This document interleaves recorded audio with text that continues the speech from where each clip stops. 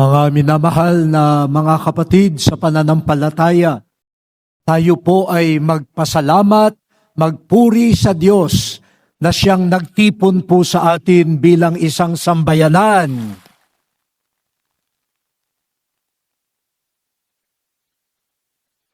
Inaaabot ko po sa inyo ang pagbati ni Pope Leo XIV. Po. Siyempre, nagpaalam ako na pupunta dito, po. Kaya sabi naman niya ay ipaabot sa ating lahat ang kanyang pagbati. And I would like to really thank our beloved Bishop Paolo Martinelli for the kind invitation and the insistence, po, that I join you for this simbang gabi. Thank you. Tanti grazie, Eccellenza. Ilang araw ba ang simbang gabi? Wow, 9. Inglesero kayo, ha? Ilang araw? 9. Bakit 9?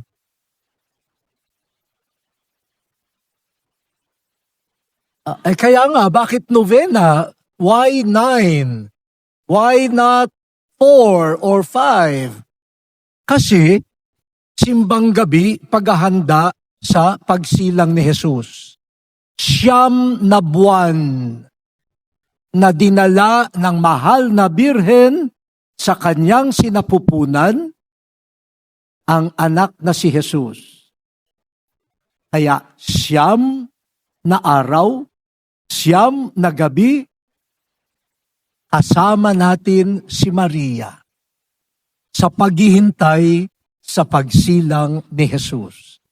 9 days signify the 9 months of Mary's bearing Jesus in her womb. Kaya, pag hindi ninyo binuo ang 9, parang kapag 6 lang ang inyong simba, 6 na buwan lang? Hindi, buuin, ha? 9. Kung hindi, parang iniwanan natin ang mahal na birhen mag-isa. Sinasamahan pa naman niya tayo sa ating paglalakbay. So, every day that you attend the simbang gabi signifies 1 month of Jesus' presence in the womb of Our Lady. So, please complete the 9 days. Walang sumasagot. Ha? Yes. Ano ba namang commitment yan? No? So, hindi ito 9 days na, may puto bongbong, 9 days na may bibingka, o kaya 9 days na may, wow, yung crush ko, makikita ko. Hindi yan. 9 days signifying, Mary's journey, where Jesus grew in him, and we hope Jesus will grow in us also. Okay. Sabi ni Ma'am, amen. Talaga, nakita ko yun. Seryosohin nyo yan, ha? Baka hanggang salita lang. Okay, so yun po ang una. Yung ikalawa nating lesson for today, nakita naman natin sa first reading at dito sa gospel, yung pinagmulan ni Jesus bilang tao. Yung kanyang pamilya, yung salit-saling lahi, mula pa kay Abraham, hinanda na ng Diyos ang iba't ibang lahi, salin lahi, para makaabot sa pagsilang ng kanyang anak. Si Jesus ay tunay na anak ng Diyos, subalit siya rin ay tunay na tao, maliban sa kasalanan. At pinakikita sa atin ng mga pagbasa, lalo na ng Ebanghelyo, si Jesus, tulad nating lahat, ay isinilang kasama ng isang pamilya na napakahaba ang kasaysayan.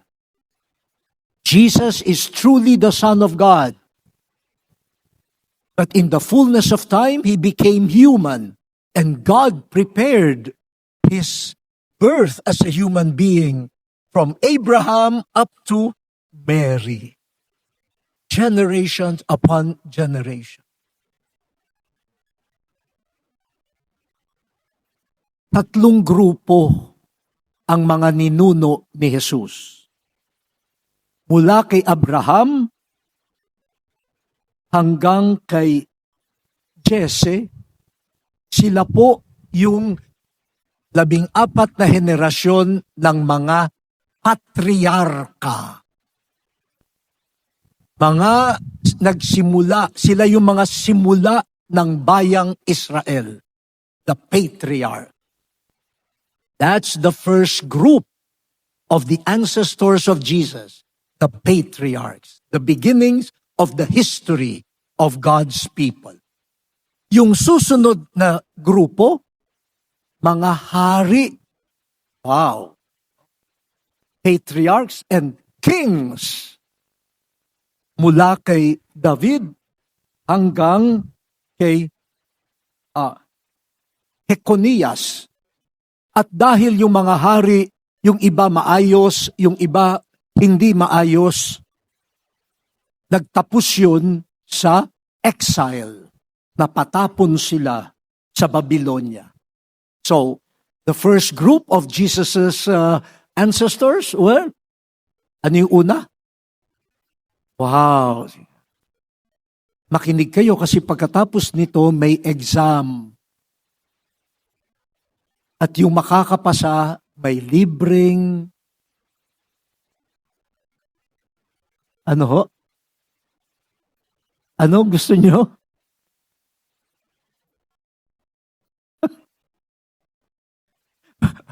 Bahala na si Father Lenny kung ano ibibigay sa inyo. So first group, patriarchs. And second group, kings, mga hari. Wow, biruin nyo. Kung tanungin kayo, kung kayo ang tanungin, sino ang mga ninuno ninyo? Ilan sa atin na magsasabi, aba, nagsimula ako sa mga patriarka. Tapos may mga lahi kaming mga hari. Wow! Huh? And then the third group, mula kay Salatiel hanggang kay Jacob, sino sila? The unknown. The third group of ancestors, very close to the birth of Jesus, were the unknown. Mga hindi kilala, ni hindi alam ng ibang mga dalubhasa, sino itong mga taong ito.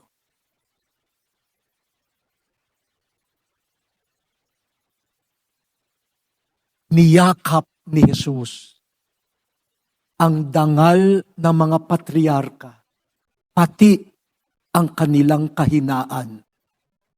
Niyakap ni Jesus ang dangal ng mga hari, pati ang kanilang pagkukulang. Niyakap ni Jesus ang pagiging wala. Nananalaytay sa kanyang dugo. Ang marangal at pati ang hindi marangal. Hindi niya ikinahiya na meron siyang mga ninuno na bagamat kinikilala yung iba na rin, ay parang ikinahiya ng lahi. Pero si Jesus, hindi niya ikinahiya. Sa halip, niyakap niya, pinago niya, at naging sanhi ng pag-asa. Bakit malapit si Jesus sa mga makasalanan? Kasi sa kanyang mga ninuno, maraming makasalanan. Bakit napagpatawad si Jesus sa mga nagkakamali? Kasi sa kanyang mga ninuno, mayroong mga nagkamali. Bakit malapit ang puso ni Jesus sa mga hindi kinikilala ng lipunan? Kasi sa kanyang mga ninuno, marami rin ang walang-wala. Kung ang anak ng Diyos kayang yakapin ang maganda at hindi maganda sa salit-saling lahi, tayo, kaya ba nating yakapin ang mga sugatan, kamag-anak man natin o hindi, ang mga marurupok, kakilala man natin o hindi, ang mga hindi kilala, kaya ba nating yakapin katulad ng ginawa ni Jesus? At nung niyakap niya lahat yan, binago rin niya. Hindi na yung mga patriarka, kundi bagong nilalang, bagong simula. Hindi na mga hari. Anong klaseng hari si Jesus? Haring nakapako sa krus. At yung mga hindi kilala, mga naguguto, mga nauuhaw, mga walang bahay, mga salat, sabi niya, naandun ako sa kanila. Niyakap niya. That's the humanity of Jesus. In his ministry, he was close to the sinners because among his ancestors were great sinners. He gave a new face to being a patriarch, which is a new creation, a new face to being a king, servant, and he identified himself with the unknown. Kaya mga kapatid, yung pagkatao ni Jesus na nagbigay pag-asa sa mga walang-wala, tayo rin sana, tularan natin si Jesus. Paano siya nagbigay ng pag-asa? Baka kapag sikat na sikat, ay oo, kamag-anak ko yan. Pero kapag medyo nagkamali na, ay hindi ko kamag-anak yan.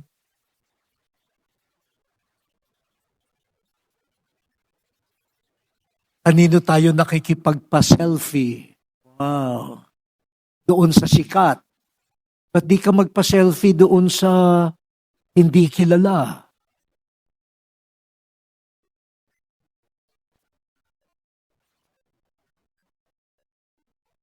Tahimik na naman.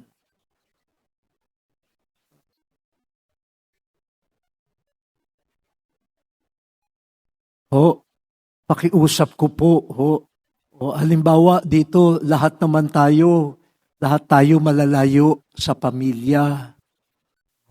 Lahat malalayo sa pamilya. Sana naman maging kapatid, ina, ama, pinsan natin ang lahat.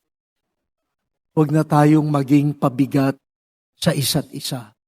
Kung si Jesus nga, kaya niyang yakapin ang kanyang mga ninuno na nagkamali, bakit tayo minsan nagmamalinis?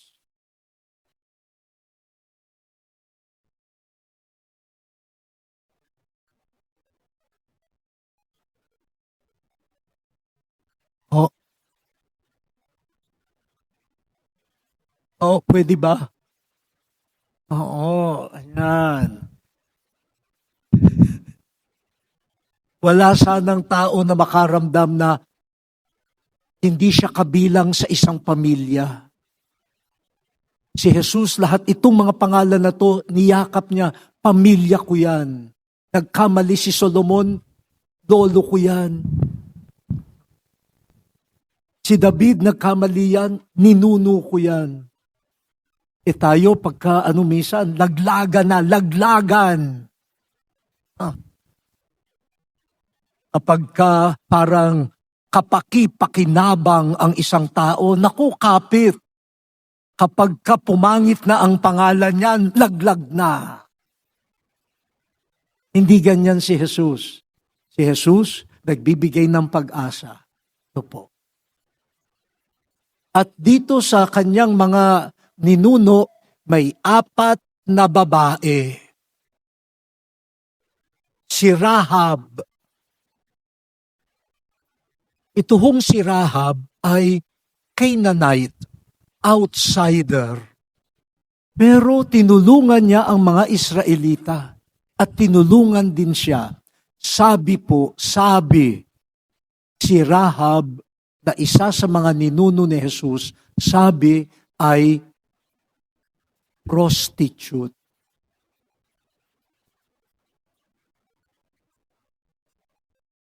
Sabi.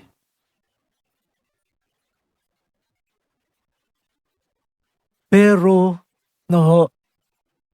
pinili siya ng Diyos para maging daan ng pagliligtas ng mga Israelita at siya ay iniligtas din. Ang isa pang babae nandito ay si Ruth. Si Ruth ay outsider din. Pero naging tapat sa kanyang biyenan na si Naomi. At nung nabiyuda na si Ruth, sabi sa kanya ni Naomi, sige, umuwi ka na. Sabi, hindi. Sasamahan ko kayo. Wherever you go, I will go. At sinamahan niya si Naomi sa Bethlehem. Kamusta ang relasyon niyo sa inyong mga biyenan? Si Ruth, hindi iniwanan ng biyenan. Yun. At si Ruth, naging lola ni Jesse, ama ni Haring David. Yung isa pang babae ay yung asawa ni Urias na naging mistress ni Haring David. Parang ikahihiya, pero sa kanya naman, isinilang si Solomon. At ang kahuli-hulihang babae, si Maria. Na natuklasang buntis bago pa sila magsama ni Jose. Hihiwalayan na sana ni Jose. Pero siya na parang anomalous ang pregnancy, siya ang naging ina ng Diyos. Mga kapatid, bahagi sa mga ninuno ni Jesus ang mga babae na outsiders, subalit nagpakita ng fidelity.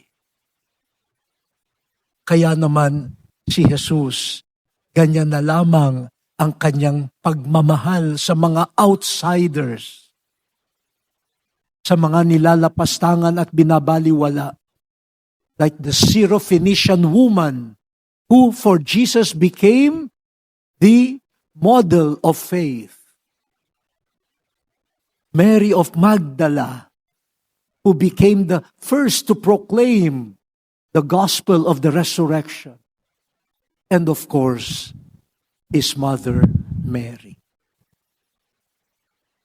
Kapag kayo ay magkakaanak o magkakaapo at hahanap ng pangalan, puntahan niyo po itong gospel ngayon. Ang daming pangalan eh. Kasi minsan kung ano-anong pangalan ang binibigay sa mga anak eh. Anong pangalan ang ibibigay nyo sa binyag? Anong pangalan ang ibibigay nyo sa inyong anak? Toshiba. Anong pangalan po ang ibibigay niyo sa inyong anak? La Germania, mga ganyan. Ba't di kayo pumili ng ganito? Aminadab. Rahab. Boaz. Roboam. Abias. Ozias. Ezekias. Azor. Wow. Azor. Ano kaya ang palayaw dyan kay Azor? Sadok. Yeah. Mga ninuno ni Jesus. Broken, yet called by God. Yan po ang pag-asa. Sino ba tayo? Lahat tayo broken, sinners, but loved by God. Kaya sa araw na ito, bawat isa sa atin po, sana ituloy ang genealogy ni Jesus. Bilang binyagan, tayo ay mga anak ng Diyos, kapatid ni Jesus, templo ng Espiritu Santo, at kinikilala natin si Maria bilang ating ina. Ituloy ang lahi ni Jesus. Huwag yung kani-kaninong lahi, ha? Lahi ni Jesus. Makita sa ating mga ugali, makita sa amin, uy, siguro ano ka, pamangkin ka ni Jesus. At pag nakita nyo ang mga ugali parang hindi kalahi ni Jesus, sabihin nyo, uy, nagsisimbang gabi ka pa naman. Tapos parang ibang lahi ka. Dapat lahi ni Jesus. Ituloy ang genealogy ni Jesus. Kaya siguro, kayo na ang magtuloy. Ano hong pangalan ng lola ninyo? Esther. Yeah. Esther, ang anak ni Esther ay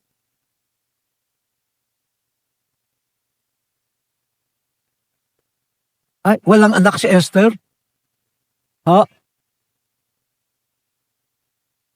Gracie. Daisy. Si Esther, ang ina ni Daisy. Si Daisy ay ina ni Love. Ralph. At si Ralph ay apo ni Jesus.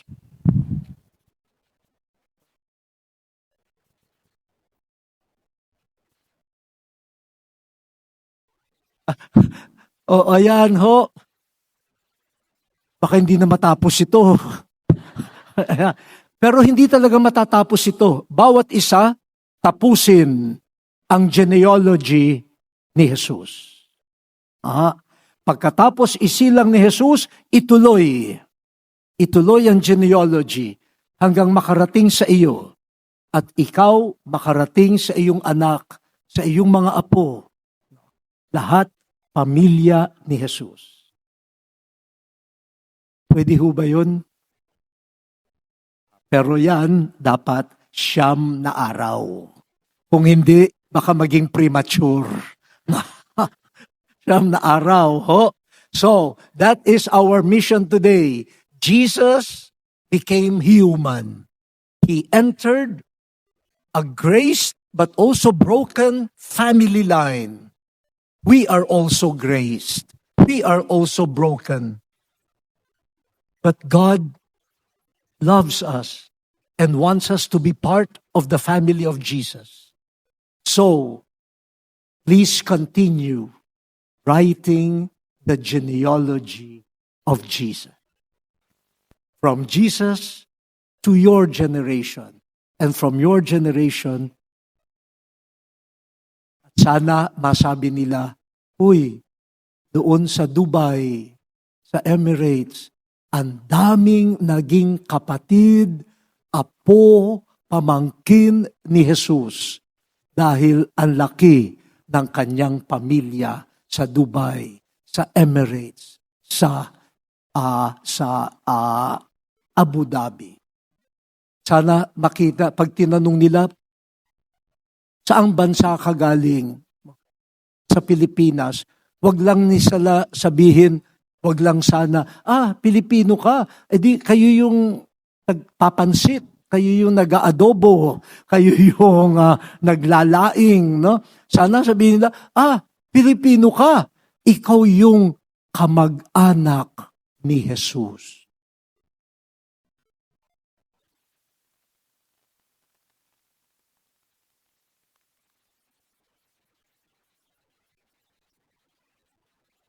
Tama na.